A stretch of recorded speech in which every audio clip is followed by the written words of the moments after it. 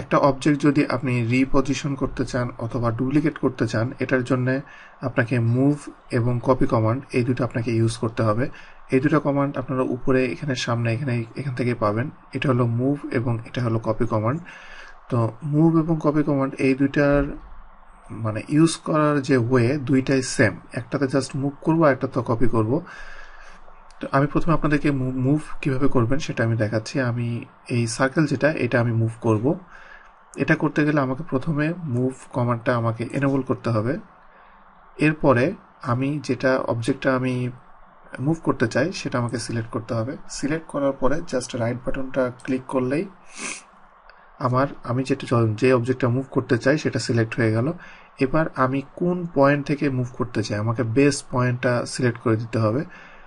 Base point আমি এখানে centre নিচ্ছি, সেন্টারটা আমি সিলেক্ট করলাম। করার পরে এখন দেখেন এখানে প্রিভিউতে ইনস্ট্যান্ট প্রিভিউ সেটা এখানে প্রিভিউতে আপনারা দেখতে পাচ্ছেন।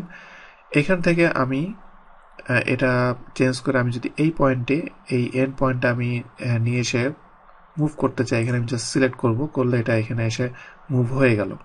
আমি এটা আপনাদেরকে আবার দেখাচ্ছি। Move select, object select, base point select, এরপরে যেই পয়েন্টটা নিয়ে রাখতে চাই সেই পয়েন্টে। এভাবে আপনি খুব সহজে আপনি মুভ কমান্ডটা করতে পারবেন। এবং কপি কমান্ড জাস্ট হুবহু মুভ কমান্ডের মতোই।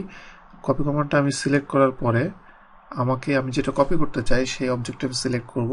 সিলেক্ট করার পরে এরপরে আমি এই বেস পয়েন্ট যেটা সেটা সিলেক্ট করব। বেস পয়েন্ট সিলেক্ট করার পরে আমি যেই পয়েন্টগুলোতে আমি এটা কপি করতে চাই সেই পয়েন্টগুলোকে আমাকে সিলেক্ট করতে হবে।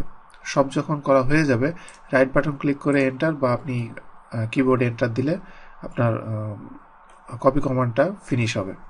এভাবে আপনি মুভ এবং কপি কমান্ড আপনি দুটাই করতে পারবেন। এবার একটা প্র্যাকটিক্যাল এক্সাম্পল দেখেন। এখানে একটা সিভিল ড্রয়িং আছে। এখানে ড্রয়িংটায় 1 ইউনিট ইকুয়াল টু 1 ফুট এই হিসেবে ড্রয়িংটা করা হয়েছে। এটা একটা রেস্টুরেন্টের। তো এখানে দেখেন এখানে একটা টেবিল ব্লক তৈরি করা হয়েছে। এই টেবিলের ব্লকটাকে আমি এখানে 4টা যে সার্কেল দেখতে পাচ্ছেন এগুলো টার্গেট পয়েন্ট, এই 4টা জায়গায় আমি টেবিলটাকে সেট করব।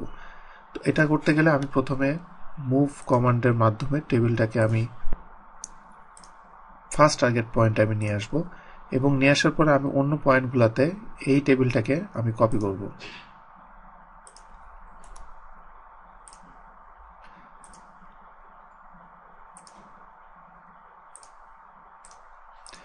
এই টেবিলটার সেন্টার পয়েন্টটা এটার সাথে ঠিকমতো ক্লিকটা না পড়ার জন্য এটা সরে গিয়েছে, বাট আপনি করার সময় টার্গেট পয়েন্টের সেন্টার ধরে করলে এটা ঠিক হয়ে যাবে।